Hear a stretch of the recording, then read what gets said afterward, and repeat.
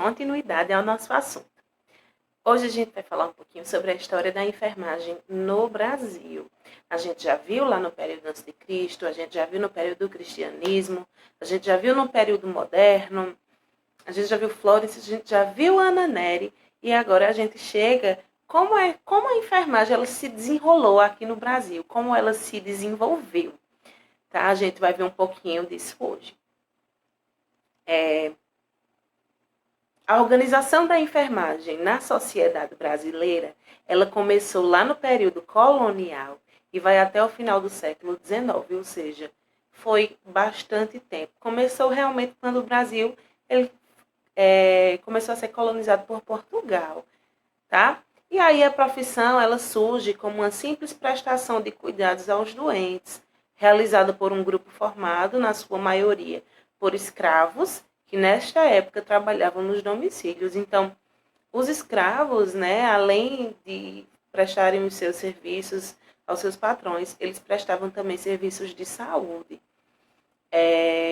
Eles cuidavam, né, de quem precisasse, quem ficasse doente, então recorria-se a grande maioria, né, não generalizando, mas aí os escravos, eles prestavam esses serviços, tá, de enfermagem aos doentes. Desde o princípio foi incluída a abertura das casas de misericórdia, que tiveram origem em Portugal. Então, a gente herdou isso também lá de Portugal. A gente teve a questão da enfermagem, dos cuidados, herdado pelos escravos. A medicina, ela também já veio lá de Portugal, a gente herdou muita coisa de lá. E essas casas de misericórdia também foram herdadas lá de Portugal, né, que existem diversas aí espalhadas pelo nosso país.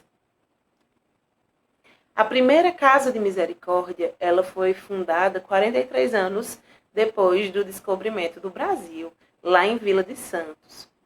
Em seguida, ainda no século XVI, surgiram as do Rio de Janeiro, Vitória, Olinda e Ilhéus.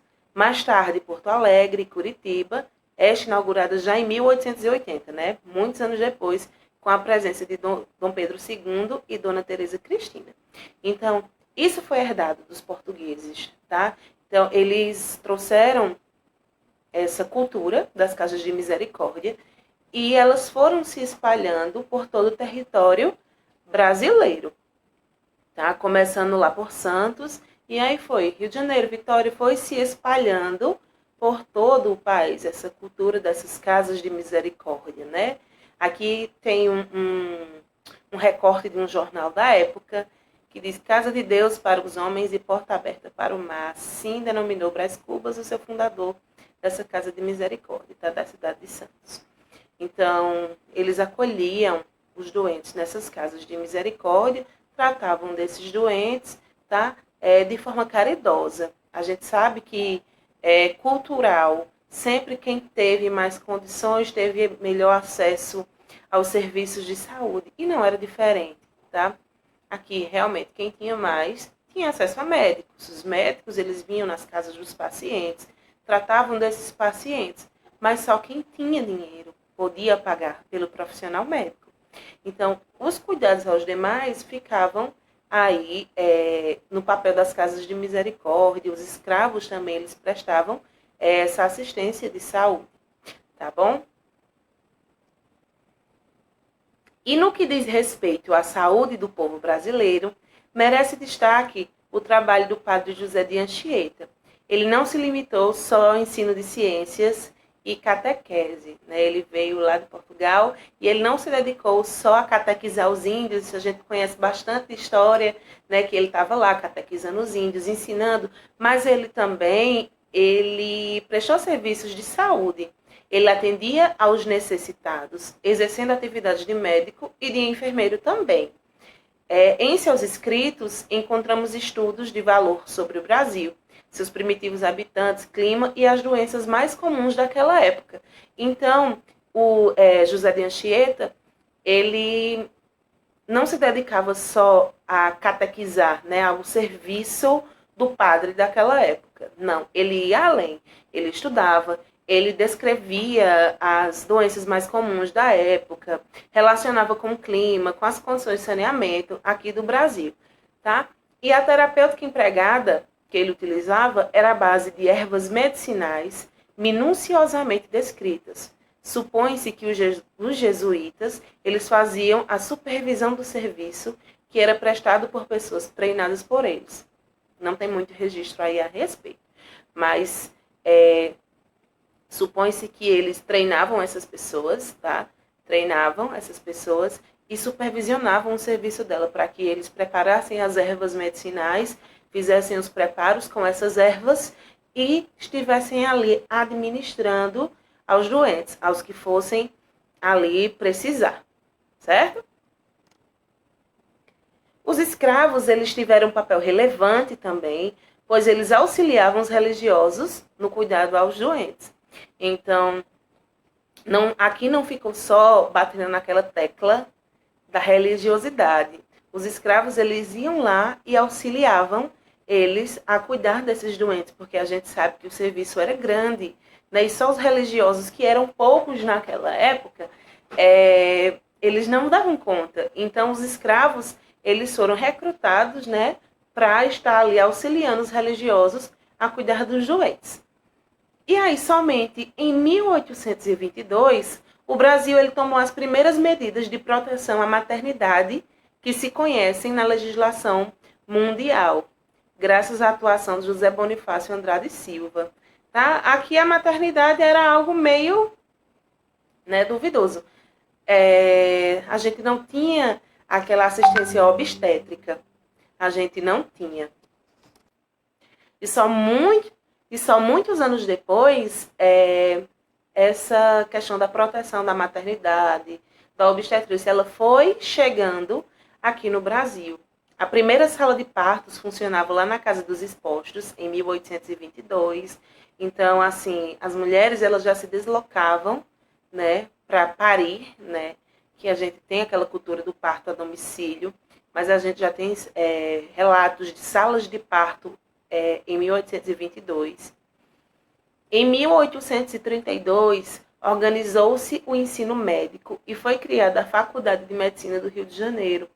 Tá? Então, os médicos que tinham, os poucos médicos que tinham, eles tinham formação estrangeira, e o primeiro ensino médico daqui foi lá no Rio de Janeiro, em 1832, tá? Para formar os médicos brasileiros, quem se interessasse, né? E também quem tinha posses, ia e estudava e se tornava médico.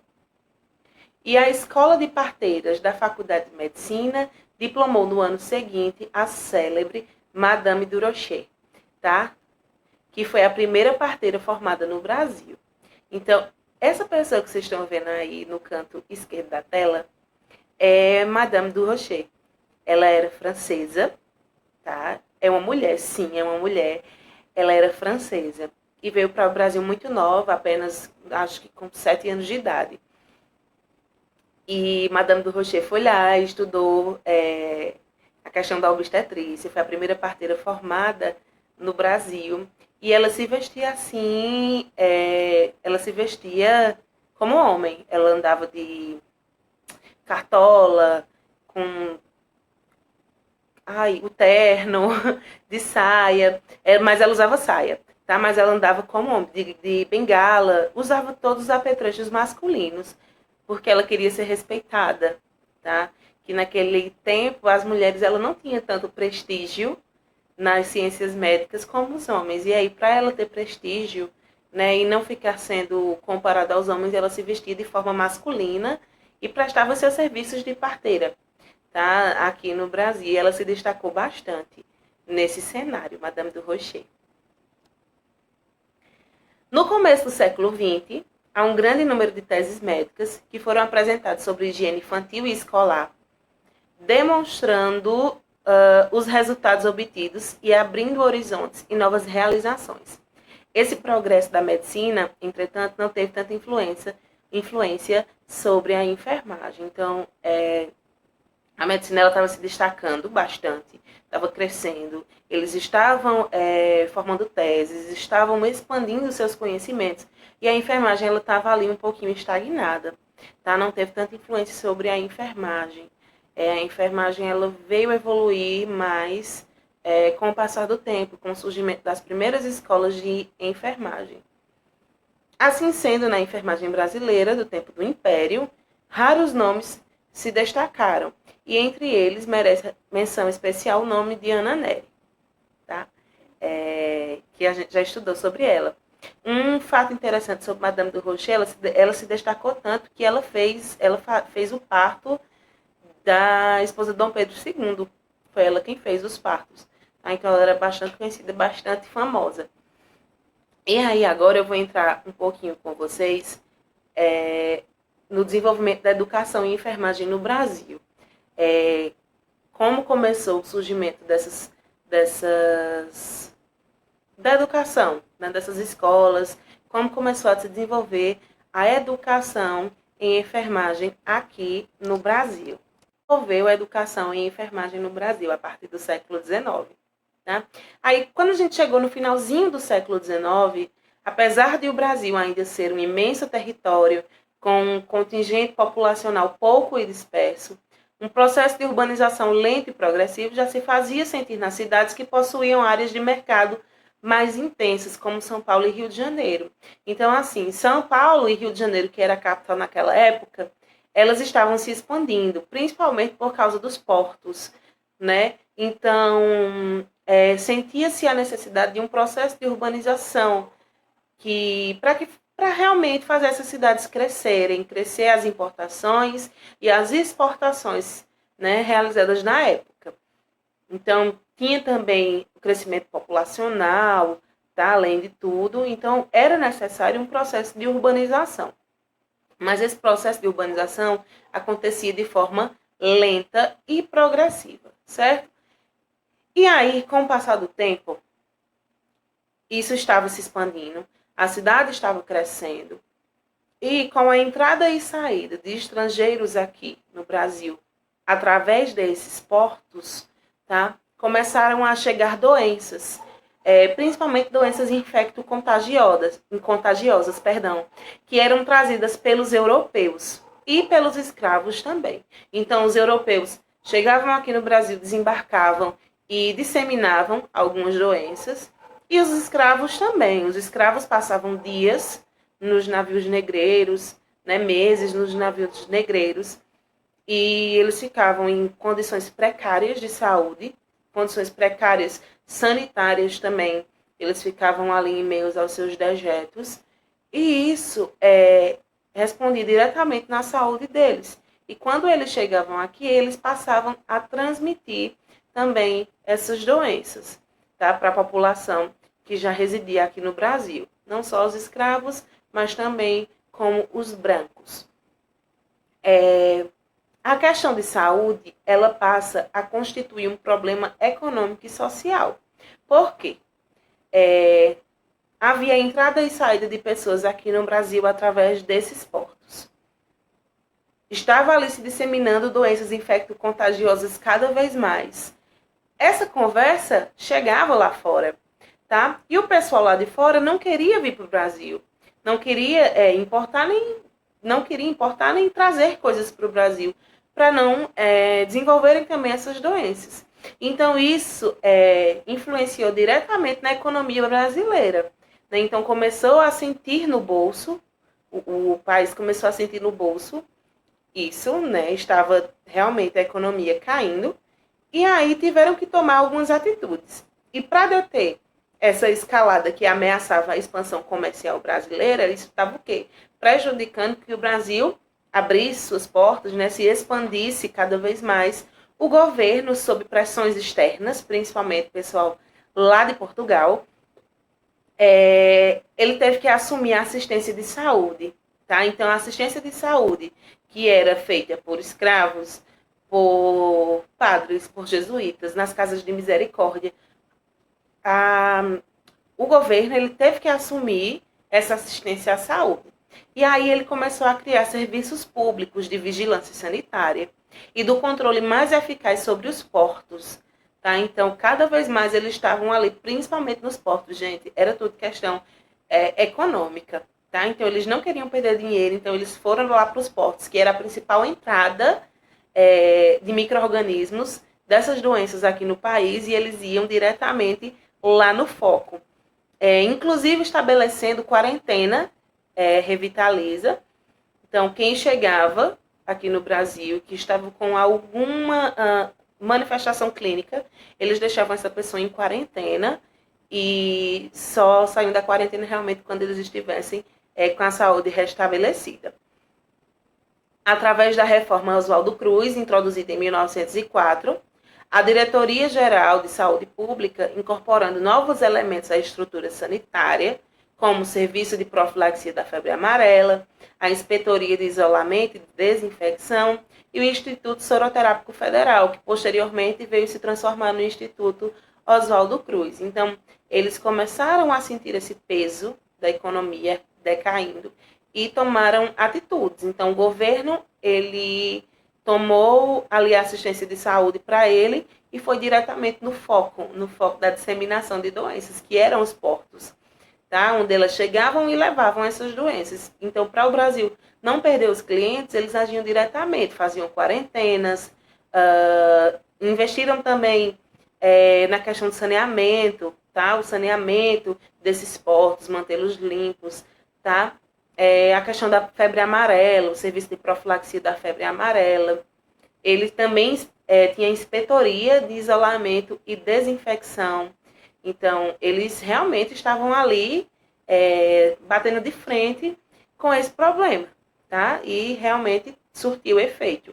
E o Brasil voltou a importar e exportar cada vez mais. E aí, um pouco mais tarde, a reforma Carlos Chagas, em 1920, numa tentativa de reorganização dos serviços de saúde, criou o Departamento Nacional de Saúde Pública, um órgão que durante anos exerceu ação normativa e executiva das atividades de saúde pública no Brasil. Então, esses órgãos de serviços de saúde estavam crescendo cada vez mais, né, se expandindo para todo o país. Não ficou só ali atrelado a São Paulo e Rio. Tá? Então, eles estavam crescendo, estavam reorganizando esses serviços de saúde e departamentos novos foram criados para tentar fazer com que isso melhorasse a situação da saúde pública aqui no Brasil. E a formação do pessoal de enfermagem para atender inicialmente aos hospitais civis e militares e posteriormente às atividades de saúde pública principiou com a criação pelo governo da Escola Profissional de Enfermeiros e Enfermeiras, no Rio de Janeiro, junto ao Hospital Nacional de Alienados do Ministério dos Negócios do Interior. Então, será assim, a gente vai ter que criar, vai ter que ter um pessoal de enfermagem para criar, porque os médicos eles não davam conta do serviço, que era muito, né, grande, muito, e cada vez mais se expandindo. Então, eles pegaram esse pessoal de enfermagem, começaram a formar esse pessoal de enfermagem. Principalmente, inicialmente, eles tinham foco ali só de ficar nos hospitais civis e militares. Mas depois essas atividades foram crescendo, tá? E aí criaram-se escolas profissionais para profissionalizar enfermeiros e enfermeiras para ajudar ali no cuidado, na prevenção e na promoção da saúde.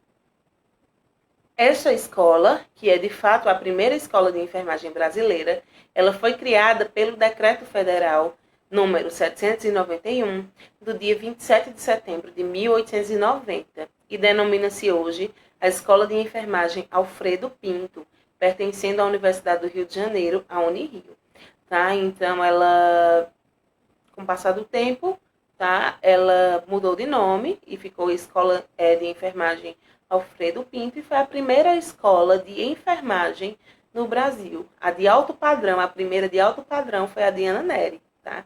Mas a primeira escola de enfermagem do Brasil, a gente tem aí a Escola de Enfermagem Alfredo Pinto. E a gente tem também uma organização aqui no Brasil, que foi a Cruz Vermelha Brasileira. Acho que todo mundo já ouviu falar da Cruz Vermelha.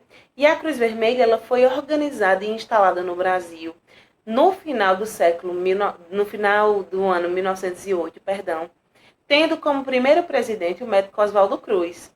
E destacou-se a Cruz Vermelha Brasileira por sua atuação durante a Primeira Guerra Mundial. Tá? Então, o pessoal fazia ali o atendimento aos soldados durante a Primeira Guerra Mundial. E durante a epidemia da gripe espanhola, em 1918, a Cruz Vermelha ela colaborou na organização de postos de socorro, hospitalizando doentes e enviando socorristas a diversas instituições hospitalares e também a domicílio.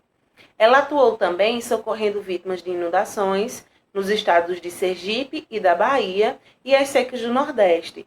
Muitos dos socorristas dedicaram-se ativamente à formação de voluntários, continuando suas atividades após o término desses conflitos. Então, eles socorriam a quem precisasse, eles enviavam também os socorristas para socorrer a quem precisasse, e depois que esse período de calamidade passava, esse pessoal, esses socorristas, eles se dedicavam ativamente a formar mais voluntários, né, para caso houvesse algo posterior, né, tivessem pessoas formadas, socorristas formados, para atender a todos que necessitassem. Tá? Então, a gente termina aqui mais uma aula e até a próxima.